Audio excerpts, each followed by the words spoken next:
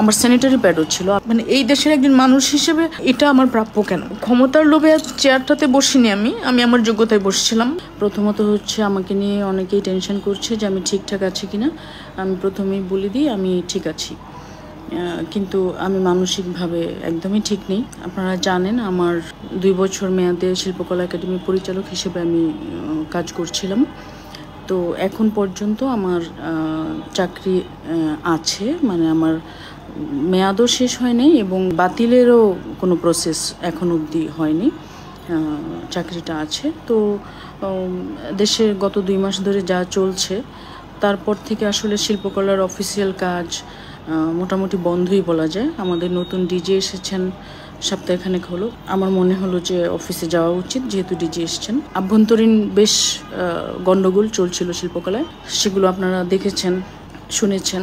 আমাদের সচিব স্যারের পরামর্শ ছিল না যাওয়ার, সেই জন্যই যাইনি। কিন্তু আমার আর ভালো লাগছিল না যে যেহেতু এখনও চাকরি আছে আমি কেন যাব না, সেই জায়গা থেকে আমি আজকে গিয়েছিলাম। তো আমি শিল্পকলায় ঢোকার আধা ঘন্টার মধ্যে অনেক সাংবাদিকরা ফোন করছিলেন যে আমি ঠিক আছি কিনা। ওনাদের কাছে একটা খবর গেছে যে আমাকে অবরুদ্ধ করে রাখা হয়েছে। তো আমি তখনও জানি না, কিন্তু আমাদের আরেকজন পরিচালক আছেন, উনিও আজকে গিয়েছিলেন। উনি আমাকে বললেন যে চলো আমরা বেরিয়ে যাই। তো আমি বললাম যে আপু আমাদের তো চাকরি শেষ হয়নি, আমি কেন যাব? মানে আমার তো দায়িত্ব, যদি প্রজ্ঞাপন হয় যে আমার নিয়োগ বাতিল, তখন অবশ্যই আমি আর আসবো না, কিন্তু আমাকে তো আমি কেন যাব? তো কিছুক্ষণ পরে প্রচুর ফোন আসতে থাকলো। তো কিছুক্ষণের মধ্যেই আমাদের ডিজি একটা মিটিংয়ে ছিলেন। বেসিক্যালি ডিজির সাথে দেখা করেই সিদ্ধান্ত নিতাম যে আসলে কি করা উচিত আমাদের এখন। তো মিটিং যখন উনি আসলেন, তখন মানে উনি আসলেন খবর পেলাম, তখন আমার রুম থেকে আমি যাব দেখা করতে। রুম থেকে বেরিয়ে লবিতে দেখছি যে প্রচুর লোকজন, শিল্পকলার একটা গ্রুপ চেঁচামেচি করছে এবং আমার আরেকজন যে পরিচালক উনিও সেখানে দাঁড়ানো। তো ওনাকে রেখেই তারা, সিচুয়েশানটা আমার কাছে ভালো মনে হলো না। এর মধ্যেই ডিজি ঢুকলেন, আমি ডিজির সাথে দেখা করার জন্য গেলাম। তখন ডিজি স্যার বলেছেন যে দেখেন এই যে এই অবস্থা, কেন আসছেন, এগুলো আমাকে সামলাতে দেন, আপনারা বরং চলে যান, তারপরে যে সিদ্ধান্ত হবে। তো যখন ডিজি এটা বলেছে তার কথা তো আমি শুনবই। আমার আসলে ডিজির কথাটাই জানা দরকার ছিল যে আমরা কি আসবো কি আসবো না।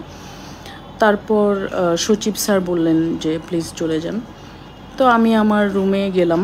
রুমে গিয়ে আমার কিছু জিনিসপত্র ছিল পার্সোনাল, আমার মায়ের ছবি, আমার কিছু কসমেটিক্স।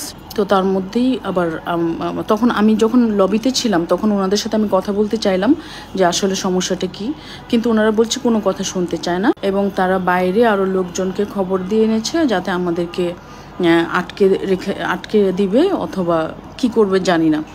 কিন্তু আমার কাছে সব কিছু খুব অবিশ্বাস্য লাগছিল, কারণ এরাই তো কলিগ ছিল আমার, এদের চেহারাটাই আমার অপরিচিত মনে হচ্ছিল তখন। যাই হোক, আমি রুমে যখন এরকম সিচুয়েশন দেখলাম আমার মনে হচ্ছে যে বিশেষ করে ডিজি এবং সচিবের কথা আমি রাখবো, এবং আমার প্রচণ্ড রাগ হচ্ছিল। আমি তো আমার দায়িত্বে আছি, তাহলে আমি অফিসিয়ালি সেটা না যাওয়া পর্যন্ত আমি কেন আসবো না? ওই জেদ থেকেই আমি আসলে আমার রুমে আবারও গেলাম। যারা কথা বলতে চাইলো না লবিতে, তারা সবাই মিলে আমার রুমের সামনে আসলো এবং একজনকে দেখলাম দরজার লক ভাঙছে। কি উদ্দেশ্য তাদের জানি না, কারণ আমি ততক্ষণে যাওয়ার প্রিপারেশন নিচ্ছি। আবার তারা এখানে আবার শুনলাম যে আগের অফিসারদেরকেও ঢুকতে দেওয়া হয়নি, কয়েকজন অফিসারকে গণ্ডগোলও হয়েছে, মারামারির মতো অবস্থা হয়েছে এবং অনেকের রুম লক করে দিয়েছে। আমার রুম খোলা ছিল, আমি গিয়েছিলাম, আমার পিয়ন ছিল, আমার কম্পিউটার অপারেটর ছিল, আমার কাছে চাবিও ছিল।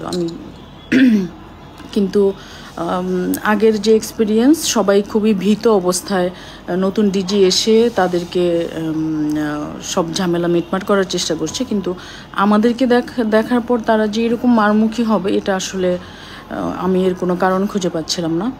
তারপর সবাই যখন আমার রুমের সামনে আসলো, আমি তখন গোছগাছ করে, সচিব স্যার আমার সাথেই ছিলেন, উনি আমাকে এগিয়ে দিলেন এবং আমি আমার সব কিছু দেখালাম যে এই জিনিসপত্র আমার, এগুলো আমার পার্সোনাল বিলঙ্গিংস, আমার আমার স্যানিটারি প্যাডও ছিল, আমি সেটা দেখিয়ে বলেছি যে আমি এগুলো নিতে পারবো কিনা, তখন নিয়ে আমি চলে আসছি। এর মধ্যেই সাংবাদিকদের ফোন আসছে কন্টিনিউয়াস আসছিলই। আমি অ্যাটেন্ড করতে পারছিলাম না, কারণ আমার মানসিক অবস্থা সেরকম ছিল না। তবে তারা নিজেরা অনেক কিছু বলছিল যে চুক্তিভিত্তিক আমরা মানি না, অথরিটি ছাড়া নিজের হাতে তুলে নেওয়া, এটা আমি আসলে বুঝতে পারছি না কেন।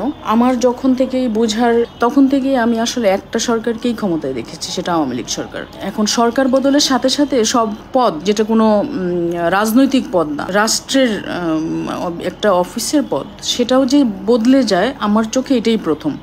আমরা এতদিন অনেক ভিডিও দেখছিলাম, শিক্ষিকা নানান রকমের সবাইকে টেনে হিঁচড়ে চেয়ার থেকে বের করছে, যদিও আমি সেই জন্যই অনেকে যেতে মানা করছিল, কিন্তু আমার কাছে মনে হয়েছে এটা আমার রাইট, আমি যাব। তো আমি আমার ডিজি সচিবের কথায় সম্মান রেখে বেরিয়ে আসছি, না হলে আমি এটা ফেস করতাম। আমি কেন বের হব? কারণ আমি কোনো দলের সুবিধা নিয়ে, আওয়ামী লীগের সুবিধা নিয়ে এই পদটাতে আসিনি। যদিও যেহেতু আওয়ামী লীগের আমলে আমার চাকরিটা হয়েছে, সবাই এটাই বলে যে আওয়ামী লীগের সুবিধা ভুগি আমি, যার জন্য আমার এই চাকরিটা হয়েছে। কিন্তু কিভাবে আমার চাকরিটা হয়েছে সেটা আসলে আমি জানি। আমি যখন বিভিন্ন সিন্ডিকেটের, আমার মূল পেশা অভিনয়, আমি সারা জীবন ভেবেছি আমি শুধু অভিনয় করব। কিন্তু বিভিন্ন সিন্ডিকেটের নানান রকমের চক্রান্তে যখন আমার কাজ প্রায় নাই হয়ে যায়, তখন আমি একজনকে রিকোয়েস্ট করেছি যে আমাকে একটা জব দেন। আমি দুজনকে রিকোয়েস্ট করেছিলাম, আমার প্রোফাইল দিয়েছিলাম। যখন একজন রিসিভ করলেন আমার প্রোফাইল, আমার কি চাকরি হবে আমি নিজেও জানি না, কারণ এরকম যে চুক্তিভিত্তিক চাকরি আছে সরকারি, আমার চাকরি হওয়ার সময়টাতে আমি জানলাম যে এরকম কিছু পদ আছে, আমি আগে জানতামও না। আমার প্রোফাইল যাচাই বাছাই করে আমার শিক্ষাগত যোগ্যতা দেখে এবং প্রায় 6 মাস ধরে আমার ভেরিফিকেশন করা হয়েছে। যদি আমি সরকারি সুবিধা নিতাম, আমাকে এখানে একদিনের নোটিসেই বসিয়ে দেওয়া যেত। প্রায় 6 মাস আমার এলাকা, আমার সব আত্মীয় স্বজন সব কিছু ভেরিফাই করে, আমার যাচাই বাছাই করে আমাকে চাকরিটা দেওয়া হয়েছে। এবং আমি বিশ্বাস করি যে আমার দায়িত্ব আমি খুবই চমৎকারভাবে পালন করছিলাম, কারণ আমার অফিসের আমার বসেরা তাই বলেছে। এবং আমি যখন যে কাজটা করি খুব ডেডিকেটেডলি করি। আমার এই শিল্পকলায় এত বেশি এলোমেলো অবস্থা ছিল, কোনো অফিস করতো না অর্ধেক মানুষ, যার যখন ইচ্ছা তখন অফিসে আসতো, যার এটা একটা কেমন জায়গা, আমার নিজের কাছে অস্বস্তি লাগতো যে এটা কী করে সম্ভব, একটা প্রতিষ্ঠান কিভাবে চলে। তারপর আমি রেগুলার ছিলাম, আমি অফিসে, আমি একবার অসুস্থ হয়ে একটু হাসপাতালে ছিলাম, তখন ছাড়া আমি কখনো গ্যাপ দিইনি। আমি এটাকে ওন করে কাজগুলো করে যাওয়ার চেষ্টা করেছি। তারপরে আজকে যে ঘটনাটা ঘটলো, আমি জানি না যে এরকম কি করে মানুষ। আমার যোগ্যতা অনুযায়ী যে কাজটা আমি পেয়েছি, সেখান থেকে আমাকে তাড়িয়ে দেওয়ার রাইট তাদেরকে কে দিল? এটা এখন যখন সব কিছু নতুনভাবে চলতেছে, নতুন নিয়ম হচ্ছে দেশে, সব কিছু ভালো হবে, সব কিছুই ভালো হবে, তাহলে এই যে টেনে হিচড়ে এক একজনকে পদ থেকে নামানো হচ্ছে, সেটা আসলে কীরকম ভালো আমি বুঝতে পারছি না। আমরা এতদিন ভিডিওতে দেখেছি, বিশেষ করে হিন্দু চাকরি, যতই মুখে বলুক হিন্দুরা এই দেশে প্রোটেক্টেড, হিন্দুদের কিছু করা হবে না, তাদেরকে গার্ড দিয়ে রাখা হবে। তো এমনই গার্ড দিয়ে রাখা হচ্ছে যে তাদের প্রত্যেকটা পদ থেকে টেনে হিচড়ে নামানো হচ্ছে। এখানে আমি বলবো না শুধু আমি হিন্দু বলে, এখানে যারা পরিচালক ছিলেন সরকারি এবং নতুন ডিজি এবং সচিব, যেহেতু পরিস্থিতি সামাল দিতে পারছেন না, তারাও বলেছে চলে যেতে। এরকম সিচুয়েশন আমি কখনো দেখিনি। যেহেতু এটা আমি মনে করি অপমান, আমার যোগ্যতাকে প্রশ্ন করা। আমি নিজেকে অনেক সামলে এসছি। আমি যদি ওখানে আরও ঝামেলা করতাম, হয়তো আমাকে আজকে একটা বাজে সিচুয়েশনে পড়তে হতো। এবং ওনারা সাংবাদিকদেরকে অলরেডি জানিয়ে দিয়েছে আমি অফিসে ঢোকার সাথে সাথে যে তারা ব্যবস্থা নেবে আমাদের বিরুদ্ধে, সাংবাদিকরা যেন আসে। তো সাংবাদিকরা সেই জন্য আমাকে ফোন করছিল।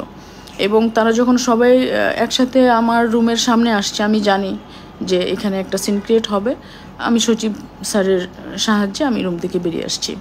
তো এই যে এরকম একটা অপমান, আমার পুরোটা জীবনের যতটুকু বয়স পর্যন্ত মানুষ কাজ করতে পারে, ততটুকু বয়স আমি এই দেশের জন্য দিয়েছি। এবং আমি কখনোই ভাবি না যে আমি এই দেশ ছেড়ে যাবো কোথাও। মানে এই দেশের একজন মানুষ হিসেবে এটা আমার প্রাপ্য কেন, সেই প্রশ্নটা আসলে আমার জানতে চাওয়ার।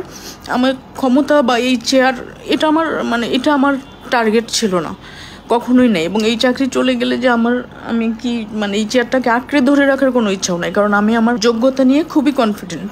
বরং এই চাকরি করে আমি যা করতে পারছিলাম না, অনেক কিছুই বিভিন্ন নিয়মে বাধা, কিছু করা যাচ্ছিল না। ক্ষমতার লোভে চেয়ারটাতে বসিনি আমি আমার যোগ্যতায় বসছিলাম। শিল্পকলার একটা গ্রুপ আছে তারা দাবি করছে তারা এখন বিএনপি করে, তারা বিএনপির অফিসাররা চালাবে, অফিসাররাই সিদ্ধান্ত নিচ্ছে কোন অফিসার শিল্পকলায় আসবে, কোন অফিসার শিল্পকলায় আসবে না। তো এইরকম অরাজকতা আমার মানতে কষ্ট হচ্ছে বলে আমি সবার সাথে শেয়ার করছি।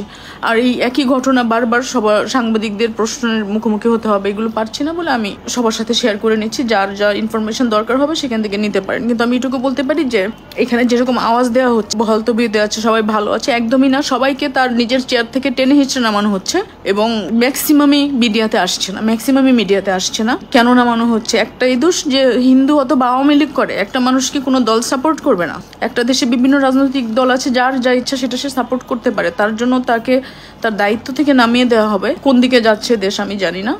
আর শিল্পকলার যে গ্রুপটা আমাদের সাথে এরকম বিহেভ করছে, তারা কিন্তু আওয়ামী লীগ সরকারের আমলে খুব সুন্দর করেই তারা তাদের চেয়ারে বসা ছিল, তাদেরকে কেউ কখনো কিন্তু ডিস্টার্ব করেনি এবং দাপটের সাথেই তারা কাজ করছে। আজকে আমাদেরকে সরিয়ে দেওয়া হচ্ছে।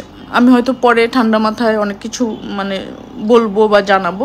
এই সবাই আমাকে নিয়ে টেনশন যারা করছিলেন, আমার সাংবাদিক বন্ধুরা, আমার আত্মীয় স্বজন বন্ধুরা, আমি ঠিক আছি কিনা, আমি ঠিক আছি, কিন্তু মানসিকভাবে কবে ঠিক হব জানি না।